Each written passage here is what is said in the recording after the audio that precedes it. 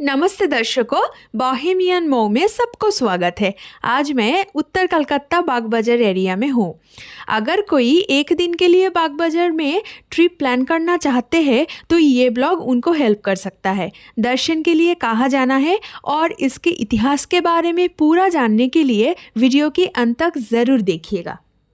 बाग बाजार का विकल्प है बासुबाड़ी, गौड़िया मठ, सिस्टर निवेदिता मकान, गिरीश घोष मकान, बलराम मंदिर, श्री श्री सरदा माता जी की मकान और माँ सरदा घाट।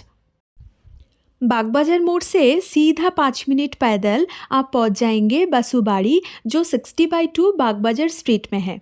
इसके बारे में पिछले ब्लॉग में मैं जानकारी दे चुकी हूँ। डिस्क्रिप्शन बॉक्स पर आपको लिंक मिल जाएगी, कृपया करके वहाँ से आप देख सकते हैं।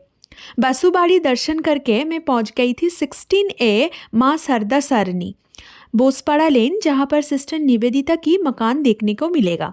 सिस्टर निवेदिता उर्फ चाइल्ड मार्गरेट एलिजाबेथ 28 अक्टूबर 1867 उत्तर आयरलैंड में जन्म ली थी, लेकिन उनकी पिताजी का देहांत होने के बाद गरीबी और गरीब लोगों के ऊपर उनका दया और सहानुभूति बढ़ते गया।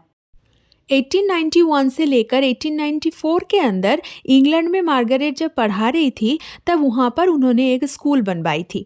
नवंबर 1895 लंदन में इसाबेला मर्जेसन के घर पर पहली बार स्वामी जी से मिली थी और उसके बाद स्वामी जी का विचारधारा द्वारा प्रभावित होकर 28 जनवरी 1898 में पहली बार कलकत्ता आ गई। मार्गरेट जब सरदा माता जी से मिली थी तब माता जी उसके साथ खाना बांट के खाई थी और सदियों से चले आ रही है पुरानी प्रथा को भंग करके एक विदेशी नारी का दरवाज़ा पूरी जीवन भर के लिए खोल दी थी। 25 मार्च 1898 में स्वामी विवेकानंद मार्गरेट को दीक्षा देकर निवेदिता नाम से पुकारा, तब से बन गई सिस्टर निवेदिता। निवेदिता हाउस दर्शन करने के बाद मैं पहुंच गई थी गिरीश घोष का मकान देखने के लिए। बंगाली थिएटर और बुद्धिजीवी का नाम लिया जाता है तो गिरीश घोष का नाम ऑटोमेटिकली आ जाता है। उनका क्षमता और गुण के बारे में बात करेंगे तो गिरीश घोष को कहा जाता है the father of the Bengali theatre. सिर्फ थिएटर नहीं, म्यूज़िक, कविता लेखक, निर्देशक और अभिनेता के हिसाब से उनका नाम लिया जाता है। श्री श्री रामकृष्ण देव के साथ मिलने से पहले घोष बाबू ईश्वर को मानते नहीं थे। उनके साथ मिलने के बाद घोष बाबू को जीवन में परिवर्तन आया।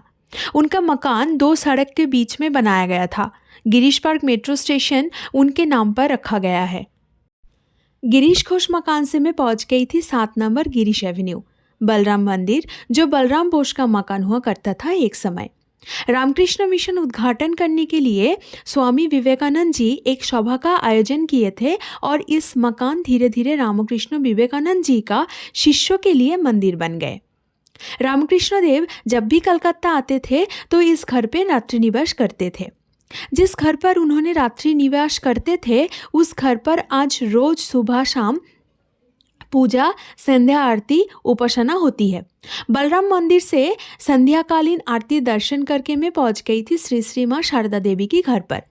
1890 दशक में जब स्वामी जी विदेश में वेदांत की प्रचार और भारतवर्ष की भविष्य के लिए सुबह शाम कठोर परिश्रम कर रहे थे, तब उनके मन में एक पत्रिका प्रकाश करने की इच्छा जागृत हुई। भारतवर्ष उस समय ब्रिटिश के अधीन थी। 1950 में श्री केदारनाथ दास गोपाल नियोगी लेन पर मठ के लिए थोड़ी सी जमीन दान किए थे। पत्रिका प्रकाशना उद्घाटन ऑफिस था ग्राउंड फ्लोर में और उसके ऊपर माँ सरदा के लिए भवन रखा गया था। 1909 में माँ सरदा नया मकान पर आई और उसी समय से ये मकान मायर बाड़ी नाम पे जानने लगा। ऋषि अरविंद का अंतर्धान होने से पहले आए थे माँ को प्रणाम देने के लिए। इस घर से सीधा निकाल के माँ सरदा रोज जाती थी गंगा स्नान करने के लिए, इसलिए उस जगह का नाम माँ सरदा घाट, ये बाग बाजार रेलवे स्टेशन के नज़दीक है। मैं स्टेशन से ट्रेन पकड़कर मैं मेरी घर पहुंच गई थी। जो दर्शकों रामकृष्ण देव, माँ सरदा और स्वामी जी को फॉलो करते हैं, आप लोग एक दिन के लिए आ सकते हैं। ये मेरी पहली हिंदी ब्लॉग, कैसा लगा कमेंट करके ज़रूर बोलिएगा। ब्लॉग अच्छा लगा तो लाइक, शेयर और सब्सक्राइब करते ना भूलिए। इंग्लिश में सारी जानकारी दिया गया है, आप डिस्क्रिप्शन बॉक्स को चेक कर सकते हो। धन्यवाद।